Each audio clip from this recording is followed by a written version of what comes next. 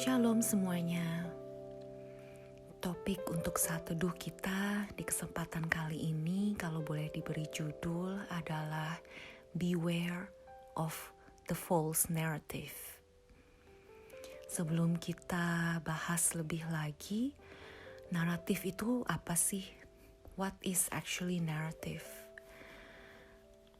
Naratif itu kalau kita istilahnya menulis cerita, itu tentang kita memakai kata-kata untuk define the story. Jadi kalau boleh dikatakan daily self-narrative itu seperti our talk with our own self every day. Cerita apa yang kita tulis tentang hidup kita, tentang apa yang kita percayai, sadar atau tidak sadar, intentionally atau unintentionally, pribadi yang paling banyak kita ngobrol bareng adalah dengan diri kita sendiri. Bahkan pada saat kita lagi diam aja, pikiran kita itu gak bisa disuruh diam. Pasti ada berpikir tentang sesuatu.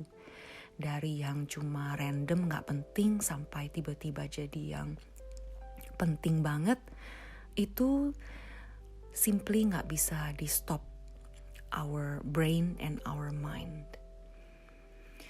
Jadi, it is very important for us to take an inventory. What are the most common thoughts that fill our mind in the day-to-day? Apa yang paling banyak mengisi pikiran kita? Apakah conversation kita dengan Tuhan? Atau lebih banyak tentang hal-hal lain? Tentang hal-hal duniawi yang sama sekali tidak berkaitan dengan Tuhan dan kehendaknya. Proverbs 23 verse 7 berkata, "For as he thinks in his heart, so is he." What we think determines how we live. Apa yang kita perkatakan, apa yang kita perbuat, itu semua bersumbernya terlebih dahulu dari hati kita. Maka itu Amsal 4 berkata, "Jagalah hatimu dengan segala kewaspadaan, sebab dari hati kita itu muncul air kehidupan." Jadi, apakah pikiran-pikiran yang membawa kebenaran firman Tuhan atau tidak, itu semua ditentukan terlebih dahulu dari dalam hati kita. Kalau boleh kita cek sesaat formula atau pattern apa yang dunia ini sering mengiklankan istilahnya. Contohnya seperti sukses. Dunia ini tahu bahwa kita itu sukses pada saat kita tuh apa yang kita mau kita bisa dapat. Dan juga dunia berkata sukses kita ditentukan oleh our physical wealth or possession. Contoh lain lagi, apa yang dunia katakan tentang love and companionship? Zaman seperti sekarang ini, love dan komitmen itu sangat langka. Di mana tingkat perceraian selama lockdown pun naik 30% di Australia. Satu hal yang lain adalah mungkin tentang security. Apa yang dunia bilang prescribed about security? Pada saat apa kamu merasa secure? Apakah pada saat jumlah tabungan di bank kita banyak digitsnya baru kita merasa secure? Another thing, maybe it's about acceptance. Apakah kita baru merasa kita itu di-accept pada saat kita mendapatkan approval dari teman-teman kita mendapatkan public recognition? Apakah dari hal-hal simple seperti pada saat kita mendapatkan banyak like atau share atau komen hal-hal yang bagus di post-post kita di social media? Hal-hal seperti ini yang mungkin terlihat simple, tapi itulah sesungguhnya apa yang kita percayai. Apa yang kita pikirkan, itu yang kita percayai. Mungkin di mulut kita berkata, pengharapan kita di dalam Tuhan.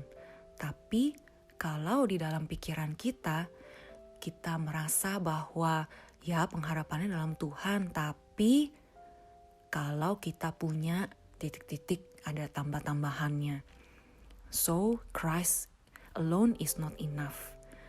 Maka itu sangat penting untuk kita boleh memberikan diri kita ditransform by the Holy Spirit in us, supaya naratif-naratif yang salah, yang tidak sesuai dengan kebenaran firman Tuhan itu bisa diubahkan.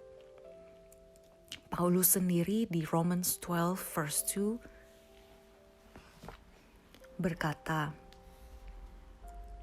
"And do not be conformed to this world, but be transformed by the renewing of your mind, that you may prove what is that good and acceptable and perfect will of God."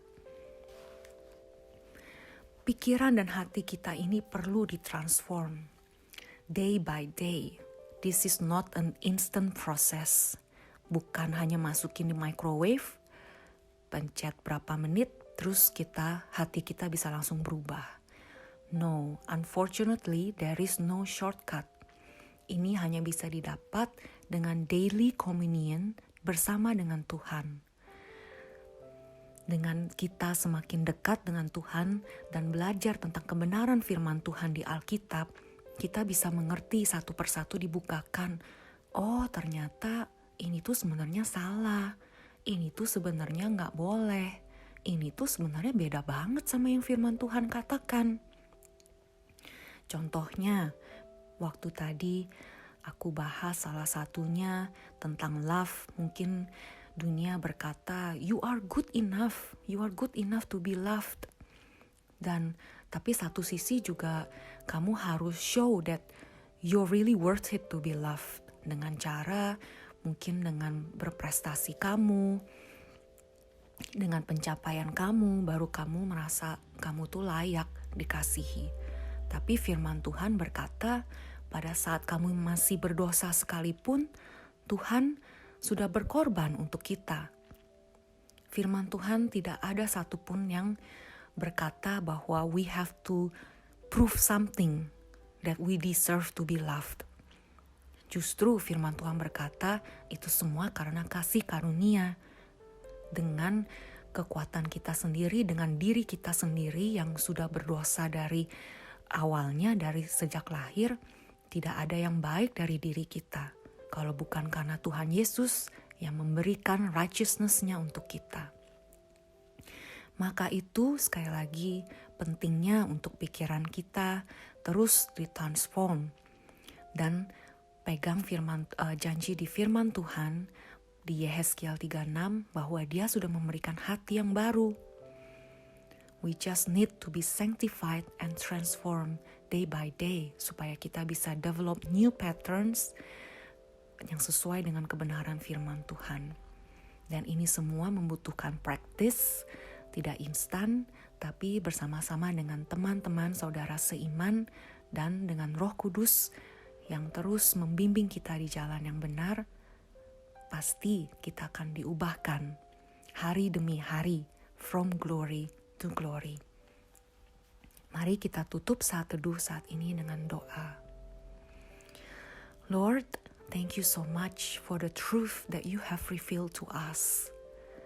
Thank you Tuhan bahwa Engkau Allah yang sanggup menguji hati kami. Engkau Allah yang menyelidiki hati kami ya Tuhan. Biar kami boleh berdoa yang sama seperti di Mazmur 139. Search me God and know my heart. Test me and know my anxious thoughts. See if there is any offensive way in me, and lead me in the way everlasting. Help us, Lord, untuk kami bisa menyadari pattern-pattern pikiran kami yang masih tidak sesuai dengan kebenaran firman-Mu. Jangan sampai kami tertipu lebih lama lagi, Tuhan. Biar kami boleh mengakuinya, boleh bertobat, dan boleh diubahkan dengan kebenaran firman-Mu. And teach us to speak the truth back to ourselves, supaya kami memperkatakan firman kepada diri kami sendiri, dan janji-Mu lah yang kami pegang. Thank you, Lord. In the name of Jesus we pray. Amin. Terima kasih sudah mendengarkan podcast kami. Share podcast ini kalau menurut kalian memberkati. Cultivated Podcast tersedia di Spotify dan YouTube, dan kalian bisa cek juga Instagram kita di cultivated.podcast. Terima kasih.